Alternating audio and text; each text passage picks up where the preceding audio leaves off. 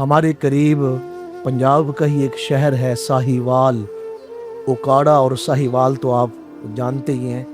اخبارات میں یہ بات شائع ہوئی تھی، وہاں ایک کپڑے سلائی کرنے والی خاتون 9 سال تک پیسے جوڑتی رہی حج کی نیت سے۔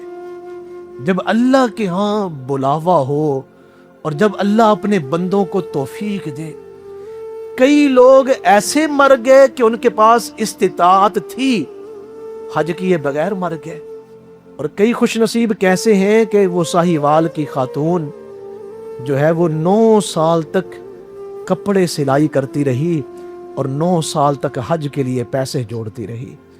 کپڑوں کی سلائی کا مقصد صرف حج کے لیے پیسے جوڑنا تھا، اور جو سلائی کے پیسے ملتے وہ جوڑتی رہتی۔ ادھر 9 سال مکمل ہوئے، ادھر اس کے پاس حج کے پیسے پورے ہو گئے، اور اس نے اپنی بھی اور اپنے خامد کی درخواست پیش کی، درخواست قبول ہو گئی، اور وہ 9 سال کے بعد اپنے خامد کے ساتھ حج کے سفر پر روانہ ہو گئے۔ کس قدر خوش نصیب خاتون ہوگی کہ یا اس کا حج کتنا ہی عظیم حج ہوگا۔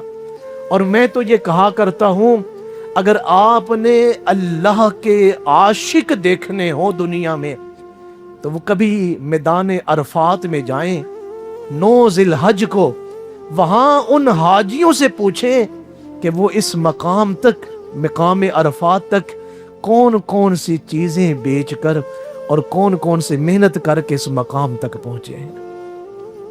اس خاتون نے 9 سال کپڑے سلائی کر کے پیسے اکٹھے کیے اور حج کے سفر پر روانہ ہو گئی۔